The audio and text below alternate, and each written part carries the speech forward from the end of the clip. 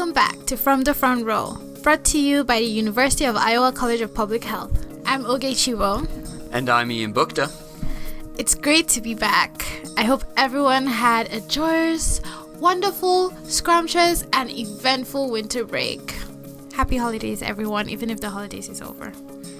And we are back in studio again. We had a much-needed break. If you haven't heard some of the reporting that happened during that time, like Steve Saunier's reporting over the last 2 weeks on harm reduction, or if you missed our holiday special where we got to introduce ourselves and you got to see who's on the other side of the microphone, I would go back and check those out as well. If you are new to this podcast, we talk to world experts on public health issues and answer the questions that you have in public health through our conversations with these experts and some other things we do as well. Speaking of world experts, this week, Haley Boudreau sat down with Dr. Raj Patel, who has written several books on food policy and social justice, and hosts the Secret Ingredient podcast.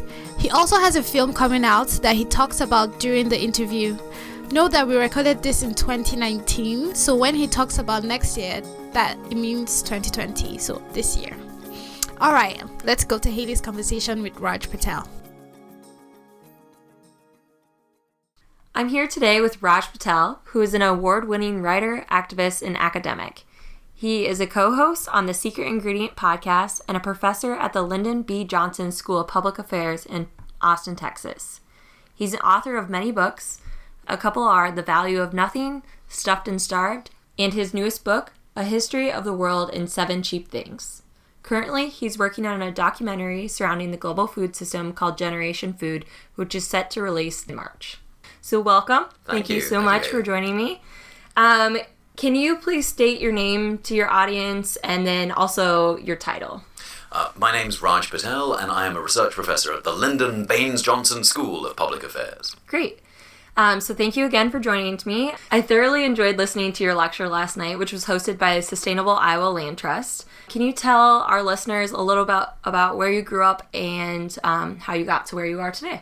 Well, I was born and raised in London, and the part of the food system that I grew up in was retail, and in particular a convenience store. So my parents ran a convenience store, and I was surrounded by the kinds of really bad food that are driving the explosion in type 2 diabetes and cardiovascular disease.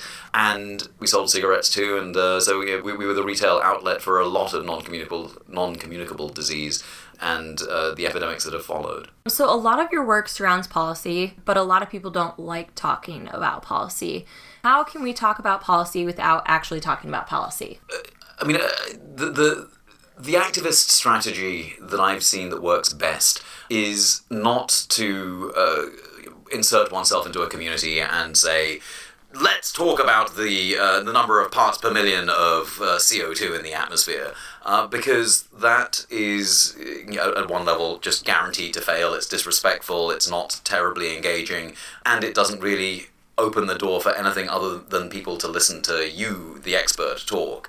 Whereas good engagement, it seems to me, puts the emphasis on public and actually puts the emphasis on health. And one of the stories I told at the lecture last night was of a friend, his name's Brahm Ahmadi. He runs something called the People's Community Market in Oakland, and he works with at-risk youth and tries to recruit them to transform the food system. And his strategy is to have, when there's a meeting of young people who don't really care about the food system, what he says is not, let's talk about the food system, but tell me who you love. And the minute that he asks that question, the mode of engagement shifts a little bit. And the audience is fairly reluctant to start off with, but eventually they'll confess that they love, their grandma or their aunt.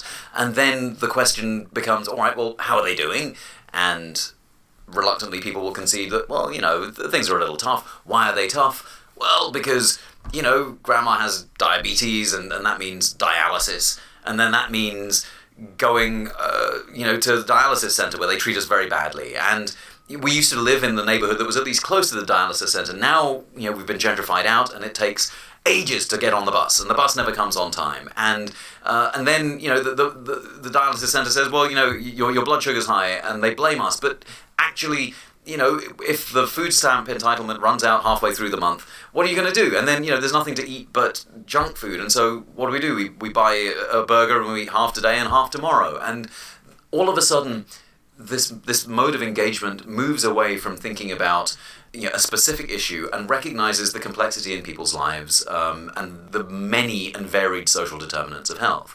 And by talking about those social determinants of health, you enumerate them and you observe that actually, to control type 2 diabetes, you need to be thinking about transport. You obviously need to think about food policy. You need to think about the way the healthcare system is structured. You need to think about gentrification and structural racism and all, a range of things. But you also, by asking people, who do you love, you've created a sort of reservoir of, sort of policy-making rocket fuel that you can use to mobilize and to start making changes, whether at the municipal, at the state, or even at the federal level. That, it seems to me, is a much better way of engaging in questions around public health, not only because, as I say, it services many of the social determinants of health, but also because it creates, in the collaborative, co-creative moment of enumerating them, a kind of desire to be able to solve this problem too. So I want to talk a little bit more about food systems. So what do you feel is the biggest issue in our food systems right now? Capitalism. If you're asking for one big thing, then capitalism is a fairly big thing. Yeah. And it seems to me that its long history, and it's a history that involves colonial control, and a history that involves genocide and slavery and patriarchy, of course, but that long history of capitalism has resulted in the crises that we see today, not just the climate crisis, but also a reversing trend of declining numbers of people going hungry. So now the number of people going hungry in the world is going up.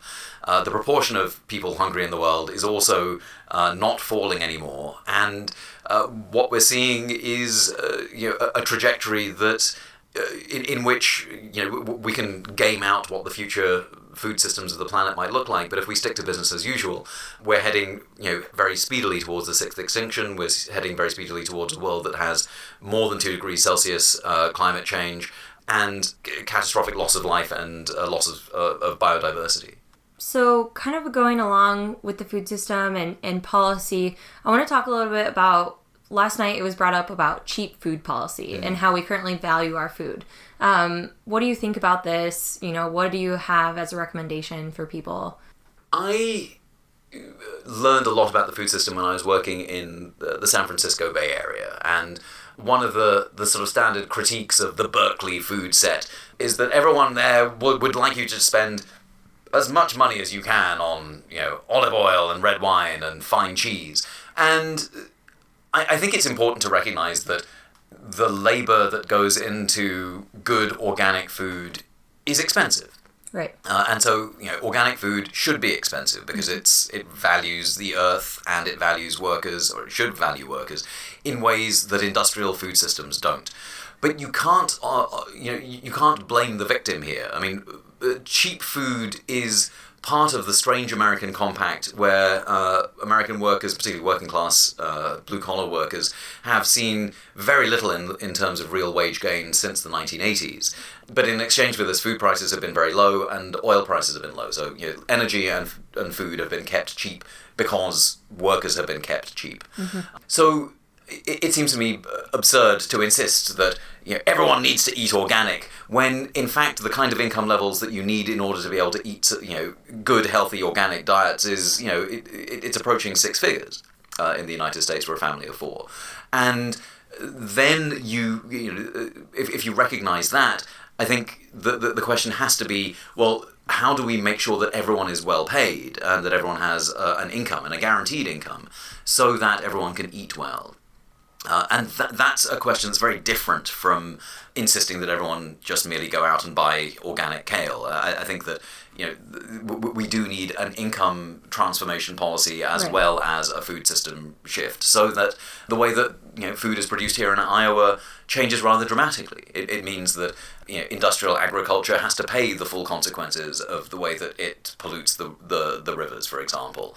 But it also means that small sustainable farms, of which there are many here in Iowa, actually get recognized for the value that they put into the ground and the value of the food that they share with the community. And changing the economics of the equation matters a great deal, but in order for that to happen, you need workers and you need citizens, working or not, to be able to afford to be able to eat. So you've kind of talked a lot about some issues within the food system, but what do you feel is the biggest opportunity to fix the broken food system? When it comes to climate change, the policy that I'm very enthusiastic about is the Green New Deal.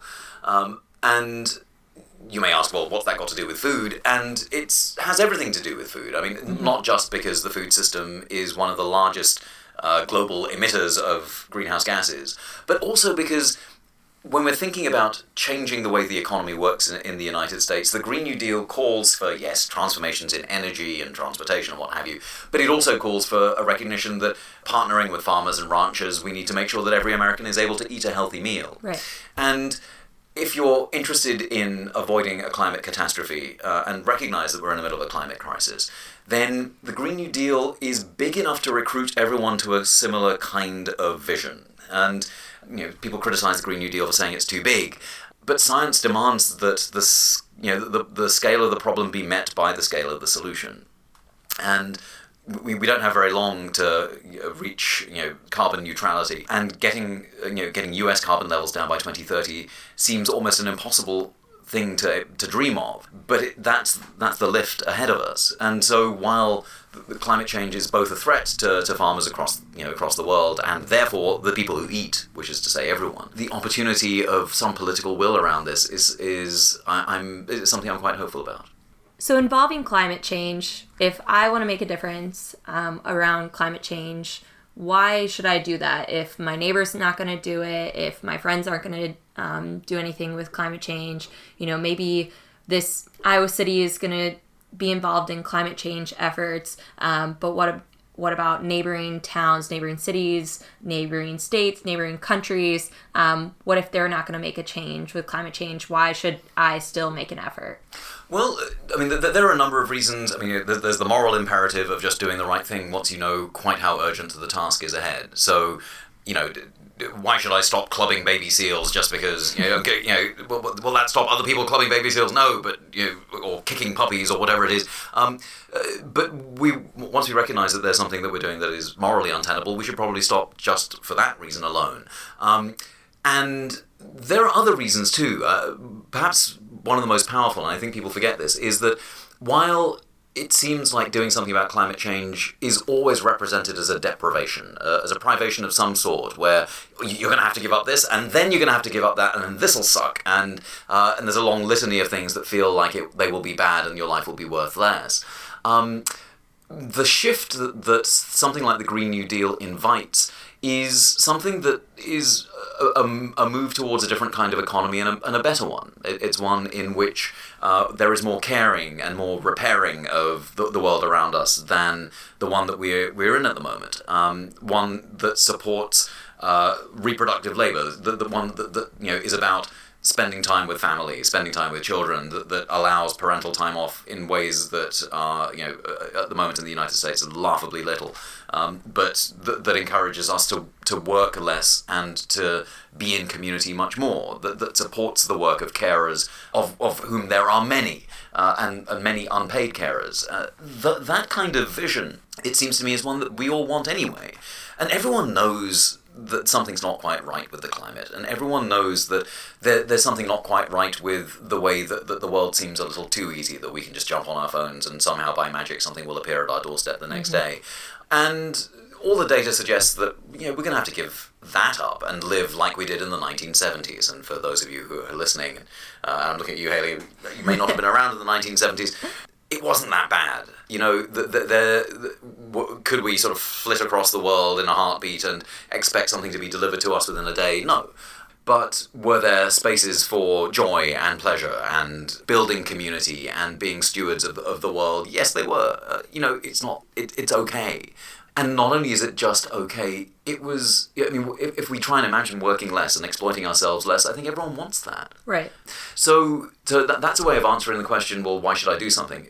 You should do it not because it'll be a deprivation, but because it'll be an enhancement to your life. It'll make your life better. Yeah. Also, it'll save a number of species from extinction and make us thread us more deeply into the sort of tapestry of life that we have tried to wrench ourselves away from. And that's not a bad thing either. Right. So no, I mean, I think that there are a number of reasons to do it, but I think if you just knock on someone's door and say, hey, why haven't you signed up to the Green New Deal, that's a losing proposition, particularly when the sort of news echo chamber has already done its best to sort of render the term toxic.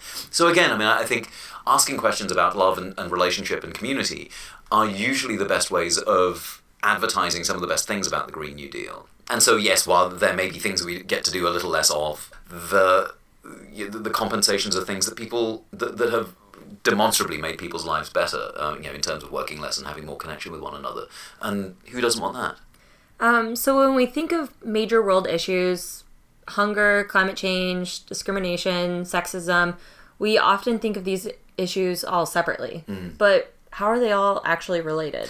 Well, I mean, in the original New Deal, unions, for example, the Southern Tenant Farmers Union, understood that all of these have to be tackled together because they're products of the same system. You can't just sort of,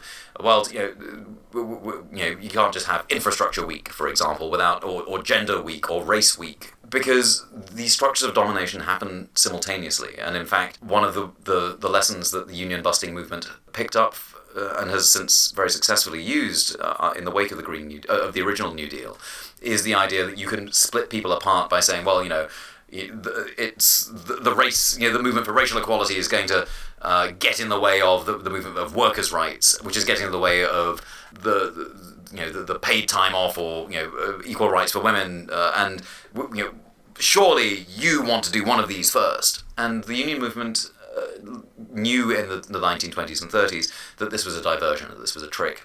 And so, insofar as unions were successful, and insofar as unions have always been successful, that success has rested on understanding that you stand indivisible, because the bosses and their henchmen will come for you with these various kinds of ideas of, we need to split apart these issues because it's just too big. And I think with the Green New Deal, the response has to be, no, the thing we're trying to transform is so big that we can't split these apart. That's precisely the argument for why they must happen simultaneously. So it's something to be wary of, particularly in a time of politics that is so vociferous, that is so divisive, that I can see lots of ways in which this could go wrong, and I don't want to be Pollyanna-ish about the Green New Deal. But I also want to celebrate, at least in its initial framing, how ambitious and how recognizing of inclusivity that it can be in a way that's powerful for everyone. I mean, that empowers not just the sort of class of white men who seem to be going through sort of various kinds of a crisis of identity on campuses in America in terms of what they perceive to be assaults on their privilege, but rather recognizing that, for example, men everywhere, we have to own patriarchy and we have to fight our damnedest for it to end. But that's okay. That's part of the process of liberation, but it can't happen without a concomitant process of liberation around recognizing racial privilege or class privilege or the privilege of growing up in America when America has become America because of its military incursions in the rest of the planet. So, this is not pleasant history, but it's history, and it's important history, and it's not the sort of fairy tales about states' rights that often get passed off as race-free happy moments of the South, but that engage with some of the awkward parts of our pasts for which we aren't responsible, but for which we nonetheless need to take responsibility. You've talked about collective organizing, but again, how can we involve our neighbors? In what ways can we knock down these silos? I think one of the lovely things about working in the food world is that you have 3 opportunities a day to be able to engage with people and to use the act of eating or the rituals of eating as a moment of recruitment it can be incredibly powerful. I have friends in the climate change world who recognize every day that things are getting and that's not a great place to be for them, and it takes a sort of moral fortitude and a courage that I don't have. For me, I'm a sensualist. I like pleasure, And pleasure is a good way of recruiting people. If you enjoy the senses, then you will enjoy food and you will enjoy exchange. And it seems to me that building community has, I'm working on projects on the Green New Deal, I'm working on projects with my students. And the way that we begin our semester has been about cooking together and about sharing meals together. And the result is a class that cares for one another. And that care will allow students to learn together in ways that are far superior than if I just am leaning over them, demanding homework from the get-go. And building that sense of community means that the people start to trust each other and are vulnerable with each other and are open to learning new things, not just about the assignments, but about how it is that they can hold themselves in the world and can feel good about themselves in the world. And in a time where so many of us feel so alone and so disconnected from the world around us, food can be a really important way of bringing people back together, and that means having meals with your neighbors, and that's my neighbors in Austin, Texas are certainly not folk who share my political views, but nonetheless we get to exchange and share ideas in ways that ordinarily they wouldn't be exposed to my ideas nor I theirs, and that's all to the good, because as we move towards understanding the magnitude of this climate crisis, I'm imagining that they're shifting their perspectives, and I'm understanding a lot more about where they're coming from as a result of these interactions. What we discovered in the making of this documentary project, this 10-year film project that I've been working on with Steve James, the director of Hoop Dreams, and which has involved Malawian women coming over from Malawi to the United States to talk about climate change with people who are very skeptical about it. One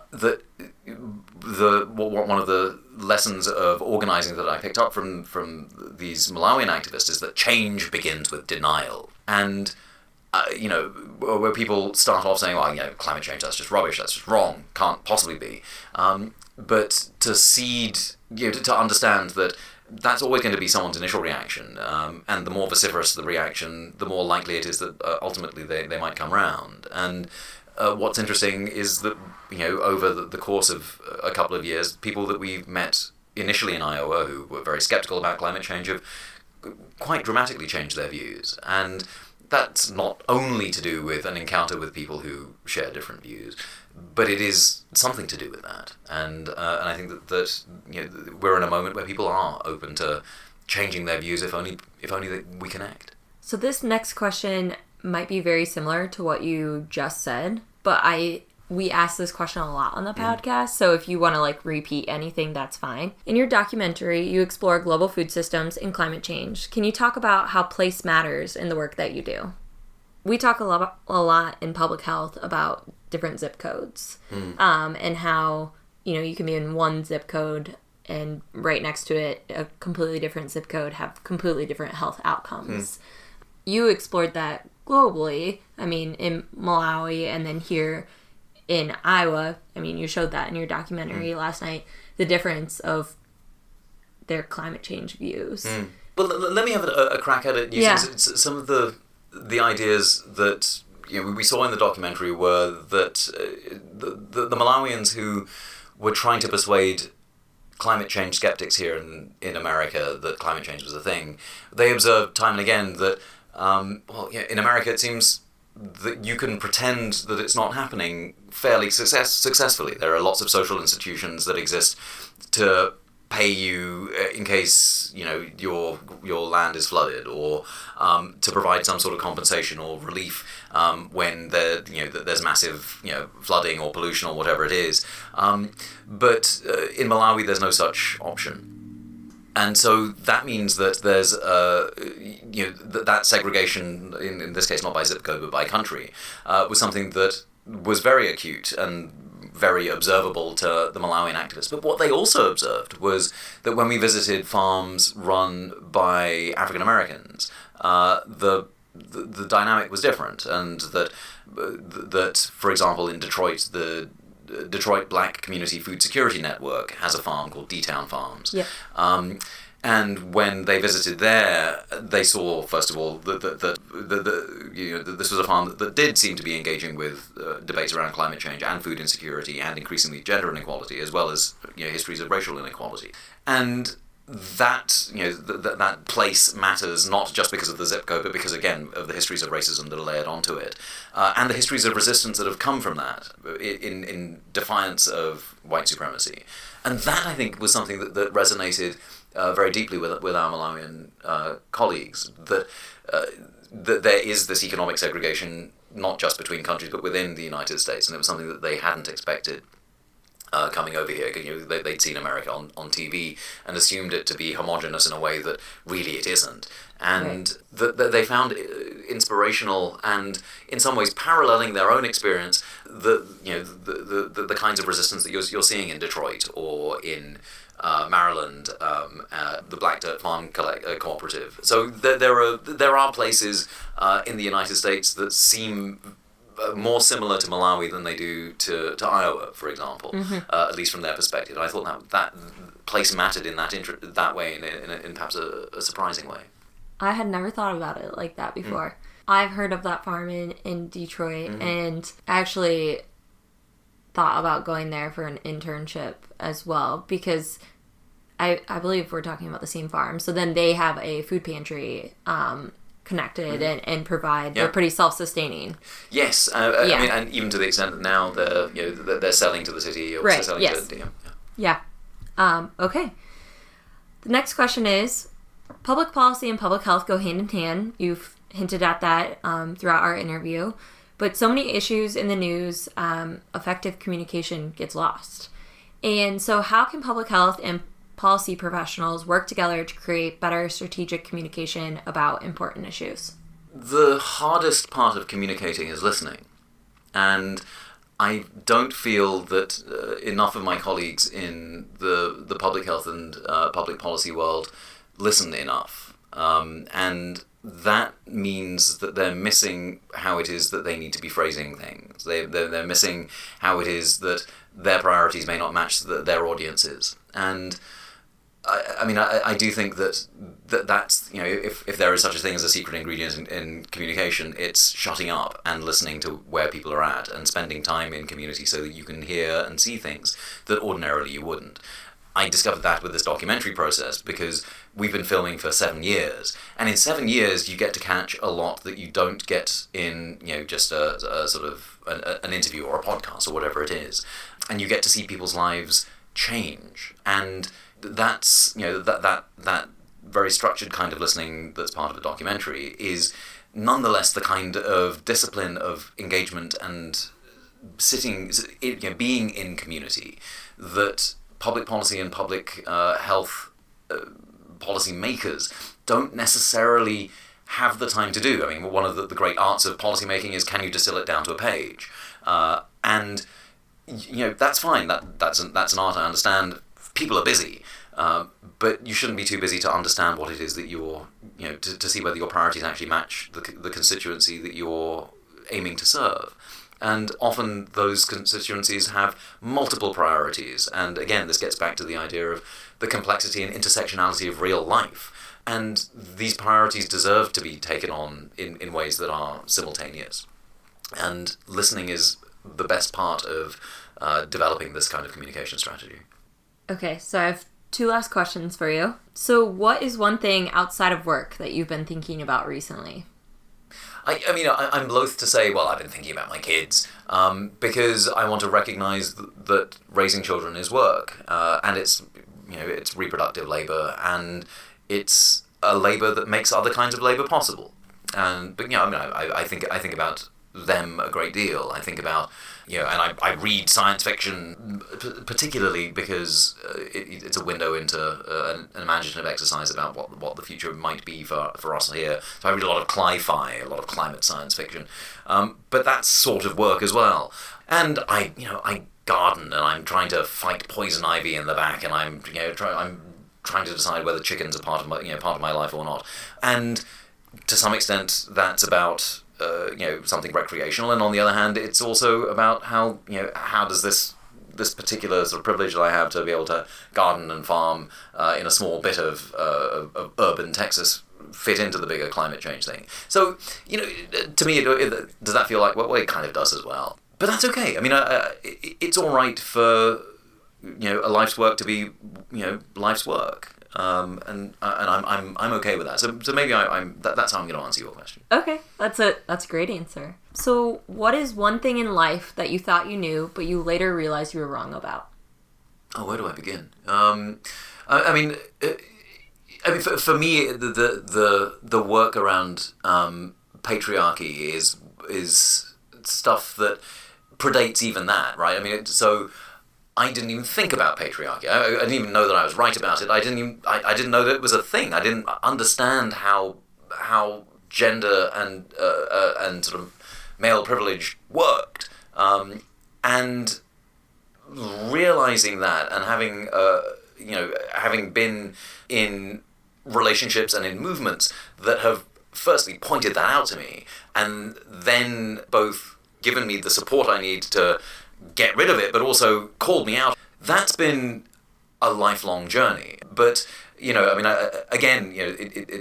is one of these stories of change begins with denial. I mean, I didn't even know it was a thing you could deny, and then I denied it, and then I would recognize that in fact I am a product of patriarchy, and I need to spend the rest of my life fighting that. And that's one of the biggest things. But yeah, that's why it is again a sort of lifetime journey. But I think that that's the kind of thing that many of us will get to experience in terms of our relationship to capitalism, that we didn't even know it's just the water we swam in, and then we realized it was destroying the environment. We were so attached to it, but actually things are now much better. I'm projecting it onto our post-capitalist future here, but that's a future worth fighting for. Do you have anything else that you want to add to Thank you for listening to me. Yeah, thank you.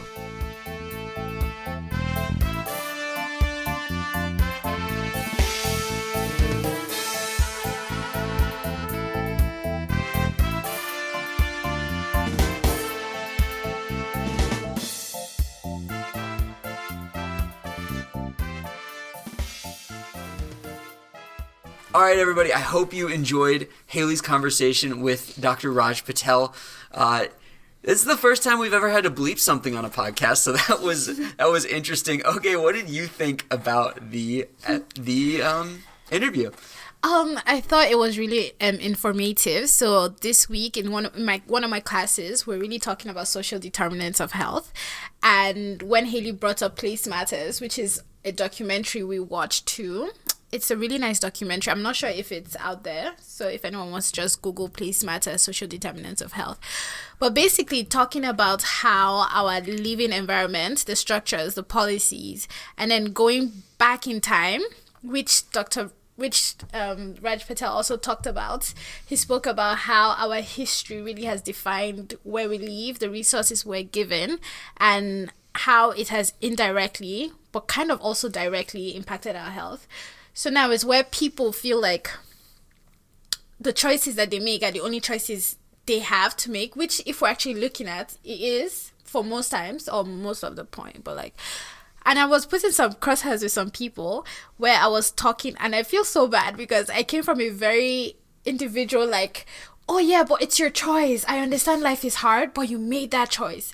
And then the person was trying to make me understand, no, this is what they felt like they had to make. If they didn't make this choice, then they'll be hungry, homeless, And no one, obviously, I don't think there's really anyone who goes out looking at homeless people okay, let me help you do this. And nobody's really thinking about what you went through, how your childhood, how whatever had to impact where you are right now. It's more of no, you made the choice to do this. And I will advise people, if you want to know more about how Yeah, we actually did So social determinants are complicated and hard to work through and so easy to mess up. So we actually did an entire series. Our initial series that we did as a podcast was all about social determinants of health in context of how, where you live and what. And we kind of built that up to a really interesting conversation that we had with Dr. Mona Hanna-Attisha, who helped out who was the one who discovered the Flint water crisis. So if you have not heard that podcast episode, I would definitely go back and listen to that one, because that really does dive into some of these, a different look at some of the other social determinants of health. Mm-hmm. So one thing that I really enjoyed about this was the fact that it was about food. I love food, and I thought with Haley's background as a dietitian, she has some really interesting questions. I love food too. Yeah. Food is great. Yeah, and I think that one of the things that I've enjoyed so much, I've been listening to The Secret Ingredient, Raj's podcast, and the stories of food and the human costs of the things that we eat are absolutely fascinating. The stories behind them, and it's always interesting to be able to really fully better understand the food that we put in our mouth every day. And it's so sad that sometimes these healthy foods don't taste really good. Yeah. It's not as good as a burger. I thought you were going to say it's sad that the healthy foods, have these horrible sides behind them. I mean, that too. But because me too, I'm trying to adopt to healthy eating. And I see why, because when you go out and maybe Brussels sprouts, all these things, $3, it costs less than a burger and stuff. But then when you're looking at satiety level, it's and then goodness. Would you like to pay $3 to be hungry in 5 minutes? Well, you'll be healthy. Long-term costs of a short-term happiness. Remember that. It's just temporary happiness. Yeah. But it does really bring up the point of, when you're trying to be healthy, and Raj made a great point throughout this podcast episode, you might want to be healthy, but the cost is not, it's often way too expensive, or you didn't grow up eating that kind of food, so you don't like the taste of it, and it makes it really hard to make decisions. And that's kind of going into the social determinants of health, because, a lot of these determinants are just so much more complicated. Something we can look at on the surface and see as simple, straightforward, is actually so much deeper. Any other thoughts on this episode, Oge, before I get to make a huge announcement that I'm excited about? I was thinking, when you just spoke about that, it's like an investment in your health or in your life, putting in the capital and then waiting for the rewards. But then that capital isn't something everyone can afford, which is why there's always that whole... Yeah. So that's a great point, Oge. I'm going to leave our conversation on Haley's interview with Raj Patel right there. And I'm going to go ahead and make a huge announcement that I'm super excited for. We have a couple of episodes about coronavirus coming to you all. I'm sure you all have heard it in the news. Everyone who I know who listens to this podcast has asked me to do an episode about it. I'm super excited to be able to go ahead and do this. I know in our editors meeting on Friday, one of our main proponents was Oge, or who pushed for a couple episodes on this. So we're going to be talking about coronavirus. We're going to give it a little bit of an explainer. The lens we're going to be looking through is disinformation and public health information in the face of outbreaks. We are so excited to be able to share that series with you. So hopefully we'll be seeing you next week. You don't want to miss it. Yeah. All right, that's it for us this week. Okay, guys, so let us know what you thought about this episode. You can let us know about that or what you thought about this interview at cphgradambassador@uior.edu. That is cphgradambassador@uiowa.edu. You can find us on Facebook at the University of Iowa College of Public Health. We're on iTunes and Spotify as well as the University of Iowa College of Public Health. That's it for this week. This episode of From the Front Row was hosted by Oge Chibo, Haley Boudreau, and Ian Bukta. This episode was produced by Ian Bukta. Our guest today was Dr. Raj Patel.